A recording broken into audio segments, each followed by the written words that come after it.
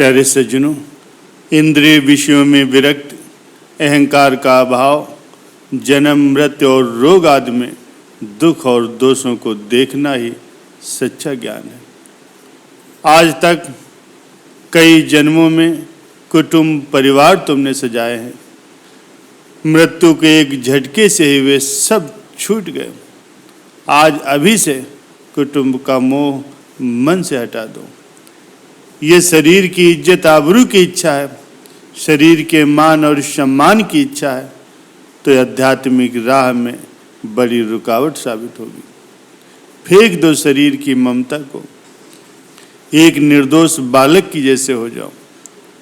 इस शरीर को बहुत संभाला, कई बार इसको नहलाया, कई बार खिलाया पिलाया, कई बार घुमाया, लेकिन ये शरीर सदा फरियाद ही करता रहा। कभी बीमारी, कभी अनिद्रा, कभी जोड़ों में दर्द, कभी सिर में दर्द, कभी पाचन क्रिया गड़बड़ होना। शरीर की गुलामी बहुत कर ली, मन ही मन अब इस शरीर की यात्रा पूरी कर लो। शरीर को कब तक मैं करके मानते रहोगे? अब दृढ़तापूर्वक मन से ये अनुभव करते चलो कि तुम्हारा शरीर दरिया के किनारे घूमने गया है, बेंच पर बैठा है, सागर के सौंदर्य को निहार रहा है, और आ गया है कोई आखिरी झटका, तुम्हारी गर्दन झुक गई, तुम मर गए। घर पर ही सिर दर्द हुआ या पेट में कुछ गड़बड़ हुई, बुखार आया और तुम मर गए। तुम लिखते लिखते अचानक हक्के बक्के हो गए, हार्ट फेल हो गया और तुम मर गए। तुम पूजा करते करते, अगरबत्ती लगाते लगाते एकदम सो गए। घर वालों ने आवाज लगाई, परिवार के लोगों ने, पत्नी ने तुमको उठाने की कोशिश की, पूछा क्या हुआ? कुछ ही मिनटों में तुम चल बसे। तुम रास्ते में जा रहे हो, अचानक कोई घटना घटी, दुर्घटना हुई और तुम मर गए। निश्चय ही कुछ न कुछ निमित्त बन जाएगी तुम्हारी मौत की, तुमको पता भी नहीं चलेगा। अतः इस दुनिया से जाने से पहले एक बार चल करके देख लो, मरने से पहले एक बार मर करके देख लो, बिखरने से पहले एक बार बिखर करके देख लो। दृढ़तापूर्वक निश्चय कर लो कि तुम्हारी जो विशाल काया है, जिसे तुम नाम और रूप में संभाल रहे हो, इस देह का आभास आज ही तोड़ना। साधना के आखिरी शिखर पर पहुंचने के लिए अड़चन आखिरी है। इस देह की ममता से पार जाना होगा। जब तक ये देह की ममता रहेगी, तब तक किए हुए तुम्हारे कर्म तुम्हारे लिए बंधन बने रहेंगे। जब तक देह में आसक्ति बनी रहेगी, तब तक समस्त विकार तुम्हारा पीछा कभी नहीं छोड़ेंगे। चाहे तुम लाख उपाय कर लो, जब तक देह आभास बना रहेगा, तब तक तुम्हें प्रभु का आभास नहीं होगा। जब तक तुम अपनी इस देह को देह मानते रहोगे, तब तक तुम ब्रह्म साक्षात्कार नहीं कर पाओगे। तुम अपने को हड्डी, मांस, त्वचा, रक्त और मल मूत्र का थैला मानते रहोगे, तब तक तुम दुर्भाग्य से पिंड नहीं छुटा पाओगे। बड़े से बड़ा दुर्भाग्य है जन्म लेना और मरना। हजार हजार सुविधाओं के बीच में कोई जन्म ले, क्या फर्क पड़ता है? दुख तो झेलने ही पड़ते हैं। ईमानदारी से, सच्चे हृदय से ईश्वर से प्रार्थना करो, हे प्रभु, हे दया के सागर, हम तुम्हारे द्वार पर आए, तुम्हारे पास कोई कमी नहीं है। हमें बल दो, हमें हिम्मत दो कि हम तुम्हारे मार्ग पर दृढ़ता से चल सकें। हे प्रभु, देह की ममता को तोड़ करके तुम्हारे साथ अपने दिल को लगाए। आज तक अगले कई जन्मों में तुम्हारे कई पिता रहे होंगे, कई माताएं रहे होंगी, कई रिश्तेदार रहे होंगे, इससे पहले भी कोई रहे होंगे, और हर जन्म में रहे होंगे। तुम्हारा लगाव देह के साथ जितना प्रगाढ़ होगा, उतने ही ये नाते रिश्तों का बोझ तुम्हारे ऊपर बना रहेगा। देह का लगाव जितना कम होगा, उतना ही बोझ हल्का हो जाएगा। प्यारे सज्जनों, देह की अहंकारता को हटाने के लिए आज ही शमशान यात्रा कर लें, जीते जी मर करके देख लें। डरना मत, आज मौत को बुलाओ कि हे मौत, तो इस शरीर पर आज उतर आ। कल्पना करो तुम्हारे शरीर पर आज मौत उतर रही है, तुम्हारा शरीर ढीला हो रहा, किसी निमित्त से तुम्हारे प्राण निकल गए और तुम्हारा शरीर शव के रूप में पड़ा हुआ। लोग जिसको आज तक अपना भाई, अपना पति, अपना पिता, अपने मित्र कहते थे, उसके आज प्राण पखेरु उड़ गए। अब वो लोगों की नज़रों में मुर्दा होकर के पड़ा। हकीम डॉक्टरों ने भी हाथ धो लिए। जिसको तुम इतना पालते पोसते थे, जिसकी इज्जत आबरू को संभालने में व्यस्त है, वो शरीर आज मरा पड़ा है। तुम उसे देख रहे हो, भीड़ इकट्ठी हो गई। कोई सचमुच के आंसू बहा रहा है और कोई झूठ मूठ का रोना रो रहा। तुम चल बसे, शव पड़ा है। लोग आए, मित्र आए, पड़ोसी आए, साथी आए, रिश्तेदार आए। टेलीफोन की घंटियां खनखनाई जा रही हैं। मृत्यु होने पर जो होना चाहिए बस सब कुछ किया जा रहा।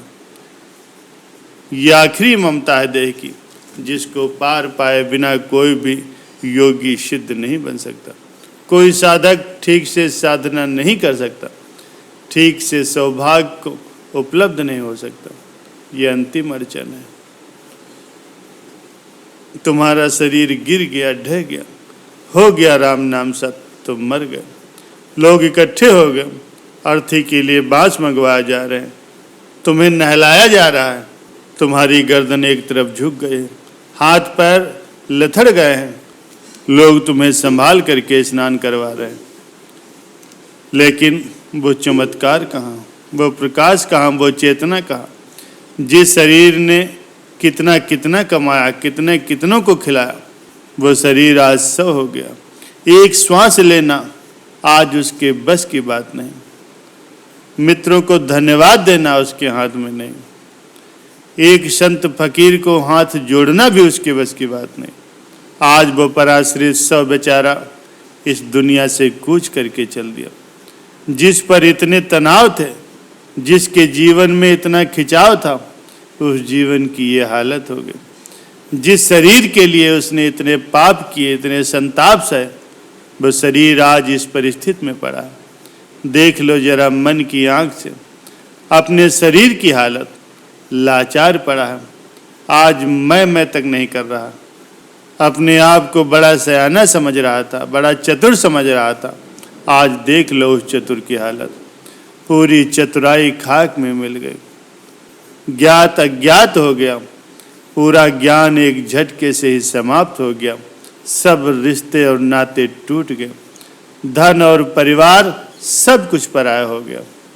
जिसके लिए तुम रातों को जगे थे, जिनके लिए तुमने मस्तक पर बोझ उठाया था, वे सब आज पराये हो गए। जिनके लिए तुमने इतनी पीड़ाएं सही, वे सब तुम्हारे लिए आज कुछ नहीं रहे। तुम्हारे इस प्यारे शरीर की आज ये हालत है। तुम्हारे मित्र, तुम्हारे घर वाले तुम्हें नहलाए जा रहे हैं। तुम्हारा पूरा शरीर भी नहीं पोंछा और तुम्हें वस्त्र भी पहना दिए, फिर उसे उठा करके बांसों पर सुलाते हैं। अब तुम्हारे शरीर की यह हालत है। जिसके लिए तुमने बड़ी बड़ी कमाइयाँ की, बड़ी बड़ी विद्याएं पढ़ी, कई जगह लाचारियाँ सही, इस तुच्छ जीवन के लिए बड़ी बड़ी गुलामियाँ की। कईयों को संभाला, कईयों को समझाया। वो लाचार शरीर प्राण पखेड़ों के निकल जाने से अर्थी पर पड़ा हुआ है। जीते जी मरने का अनुभव कर लो। तुम्हारा शरीर वैसे भी तो मरा हुआ है, इसमें रखा ही क्या है। अर्थी पर पड़े हुए शव पर कपड़ा बांधा जा रहा है। गिरती हुई गर्दन को संभाला जा रहा है। पैरों को अच्छी तरह से रस्सी से बांधा जा रहा है, कहीं रास्ते में मुर्दा गिर न जाए। गर्दन के इर्द गिर्द भी रस्सी के चक्कर लगाए जा रहे हैं।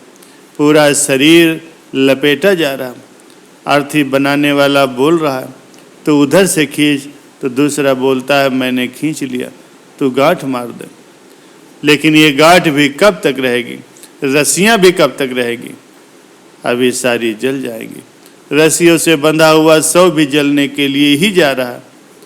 धिक्कार है इस नश्वर देह की ममता को। धिक्कार है इस शरीर के अभ्यास और अभिमान को। अर्थी को कस करके बांधा जा रहा है। आज तक तुम्हारा नाम लोग इज्जत से लेते थे, लेकिन अब तुम्हारा नाम मुर्दे की लिस्ट में आ गया। लोग कहते हैं कि मुर्दे को जल्दी बांधो। अब ऐसा नहीं कहेंगे कि सेठ को या साहब को या संत को, लोग कहेंगे कि मुर्दे को बांधो।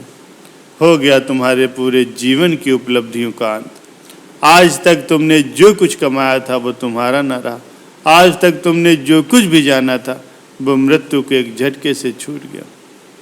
आज तक की तुम्हारी सारी वासनाएं अधूरी रह गई। जो भी इच्छाएं कर रहे थे कि इतना पाया है, इतना और पाऊंगा, इतना जाना है, इतना और जानूंगा, इतने को अपना बनाया है, इतने को और बनाऊंगा, इतनों को सुधारा है, इतनों को और सुधारूंगा। तुम अपने आप को मौत से नहीं बचा सके। तुम्हारा शव बांधा जा रहा। तुम अर्थी के साथ अब एक हो गए हो। शमशान यात्रा की तैयारी हो रही है, लोग रो रहे हैं। 4 लोगों ने तुम्हें उठाया और घर से बाहर तुम्हें लेकर के चल दिए। अन्य लोग पीछे पीछे चल रहे हैं। कोई स्नेहपूर्वक आया, कोई मात्र दिखावा करने आया, कोई केवल रस्म निभाने आया। 10-5 आदमी सेवा के लिए आया। उन लोगों को पता नहीं है कि उनकी भी एक दिन यही हालत होगी। अपने को कब तक अच्छा दिखाओगे? अपने को समाज में कब तक सेट करते रहोगे? दूसरों की शव यात्राओं में जाने का नाटक करते हो। ईमानदारी से शव यात्राओं में जाया करो। अपने मन को समझाया करो कि तुम्हारी भी एक दिन यही हालत होने वाली। तुम भी इसी प्रकार से एक दिन उठने वाले हो, इसी प्रकार से जलने वाले हो। बेईमान मन, तुम अर्थी में भी ईमानदारी नहीं रखते। लोग कहते हैं कि जल्दी करो भाई, बार बार घड़ी देखते हैं। ऑफिस जाना है, दुकान पे जाना या कोई काम करना। तुम इस दुनिया में कहीं भी जाओ, कुछ भी करो, लेकिन आखिर में तो शमशान में ही जाना है। तुम्हारी इस प्राणहीन देह को अर्थी में बांध करके लोग ले जा रहे हैं। लोगों की आंखों में आंसू हैं, लेकिन आंसू बहाने वाले भी इसी प्रकार से जाने वाले हैं। आंसू बहाने से जान नहीं छूटेगी, आंसू रोकने से भी जान नहीं छूटेगी, शव को देख करके भाग जाने से भी जान नहीं छूटेगी, शव से लिपट जाने से भी जान नहीं छूटेगी। जान लो, तुम्हारी जान तभी छूटेगी जब तुम्हें आत्म साक्षात्कार होगा। तुम्हारी जान तभी छूटेगी जब किसी संत की कृपा को प्राप्त कर लोगे। जान तुम्हारी तभी छूटेगी जब ईश्वर के साथ तुम्हारा आत्म साक्षात्कार हो जाएगा। प्यारे सज्जनों, इस मौत से आज तक कोई नहीं बचा। आया है सो जाएगा, राजा रंक फकीर। किसी की अर्थी के साथ 50 आदमी हैं या किसी अर्थी के साथ 500 आदमी हो, किसी की अर्थी के साथ चाहे 5000 भी आदमी क्यों न हो, इससे क्या फर्क पड़ता? आखिर वो है तो अर्थी ही, है तो शव ही। तुम्हारा शव उठाया जा रहा है, किसी ने उस पर गुलाल छिड़का, किसी ने गेंदे के फूल रख दिए, किसी ने मालाएं पहना दी। कोई तुमसे बहुत प्रेम करता है तो तुम्हारे ऊपर इत्र भी छिड़क दिया, स्प्रे कर दिया, लेकिन अब उससे क्या फर्क पड़ता है? वो स्प्रे तुम्हारे क्या काम आएगा? शव पर चाहे ईंट पत्थर डाल दो, चाहे उसे सोने की इमारत में खड़ी कर दो, चाहे फूल मालाएं चढ़ा दो, चाहे हीरे जवाहरात ने उछाल कर दो, उससे क्या फर्क पड़ता है? 4 लोगों ने उस अर्थी को उठाया और बाकी लोग साथ में चल रहे हैं, राम राम बोल रहे हैं। तुम्हारी अंतिम यात्रा चल रही है। तुम घर से विदा हो रहे हो, जिसके लिए तुमने कितने कितने प्लान बनाए थे, उस द्वार से तुम सदा सदा के लिए जा रहे हो। जिस घर को बनाने के लिए तुमने ईश्वरीय घर का त्याग किया, जिस घर को संभालने के लिए तुमने अपने प्यारे घर का तिरस्कार कर दिया, उस घर से तुम आज मुर्दे के रूप में सदा सदा के लिए विदा हो रहे हो। अब शमशान आ गया। लकड़ियाँ लगाने वाले लोग लकड़ियाँ लगा रहे हैं। कुंतल 2 कुंतल लकड़ियाँ बिछा दी गई। अब तुम्हारी अर्थी को लोग उन लकड़ियों पर उतार रहे हैं, बोझा कंधों से उतार करके लकड़ियों पर रख रहे हैं। लेकिन वो बोझा भी कितनी देर वहाँ रहेगा। घास की गठरियाँ लगाई जा रही हैं, माचिस, घी और बत्ती संभाली जा रही हैं। तुम्हारा अंतिम स्वागत करने के लिए चीज़ें लगाई जा रही हैं। इस शरीर के लिए तुमने कितने ताप और संताप सहे। इस शरीर के लिए तुमने कितने लोगों के दिल दुखाए। अब देख लो ये क्या हो रहा है। तुम्हारा शरीर चिता पर रखा हुआ, उसके ऊपर बड़े बड़े लक्कड़ लगाए जा रहे हैं। सब लकड़ियाँ रख दी गई, घास भी रख दी गई और इस हिसाब से रखी गई कि शरीर का एक हिस्सा भी कहीं जलने से बच न जाए। लोग लकड़ी जला करके सिर की लकड़ियों के बीच में जो घास रखी उसे स्पर्श कराते हैं। घास की गठरी ने आग पकड़ लिया, पैरों की तरफ भी एक आदमी आग लगा रहा है और उस आग ने अब पूरी चिता को अपने आगोश में ले लिया। तुम्हारे ऊपर रखे हुए कपड़े तक आग पहुंच गई। लकड़ियां धीरे धीरे आग पकड़ रही हैं। अब किसी के बस की बात नहीं है कि उस आग को बुझा ले। धुआं निकल रहा है, आग की ज्वालाएं उठ रही, और जो लोग तुम्हारे साथ गए थे वो लोग भी आग की तपन से दूर हो गए। चारों ओर अग्नि के बीच तुम्हें अकेला जलता छोड़ करके लोग दूर खिसक रहे हैं। तुम्हारे पूरे शरीर को उस शमशान की आग ने घेर लिया। सारा शरीर काला पड़ गया, कपड़े जल गए, कफन जल गया, चमड़ी जल गए, पैर जल गए, शरीर की चर्बी को आग ने स्वाहा कर दिया। तुम्हारे शरीर के अस्थि पंजर बिखर गए, खोपड़ी टूट गई और तुम्हारे सगे संबंधी तुम्हें जलता छोड़ करके स्नान करने लगे और घर वापस जाने के लिए तैयारियां करने लगे। शमशान में अब केवल अंगारों का ढेर बचा। जो आज तक तुम थे वो समाप्त हो गए। सारे रिश्ते नाते टूट गए, अपने पराये संबंध खत्म हो गए। आग धीरे धीरे शांत हो गई क्योंकि जलने वाली कोई चीज़ अब बची ही नहीं थी। तुम्हारे कुटुंबी मित्र सब जा चुके थे। कौन अपना कौन पराया, क्या फूल क्या बेफूल। अब हड्डियों को फूल कह करके भी लोग क्या खुशी मनाएंगे। मौत से पार जाने की ये बात याद रखना। तुम्हारी अहंकार, तुम्हारी ममता, तुम्हारे अहंकार को तोड़ने की ये युक्ति है ताकि तुम साधना में लग जाओ। इस राह पर कदम रखो तो मंजिल तक पहुंच ही जाओगे। ज्ञान की ज्योति जगाओ। इस शरीर की ममता को टूट जाने दो। शरीर की ममता टूटेगी तो संसार के रिश्ते नाते भी भीतर से ढीले हो जाएंगे। अहंकार और ममता टूटने पर तुम्हारा व्यवहार प्रभु का व्यवहार हो जाएगा। तुम्हारा जीना भी प्रभु का जीना हो जाएगा और एक दिन प्रभु परमात्मा का साक्षात्कार हो जाएगा।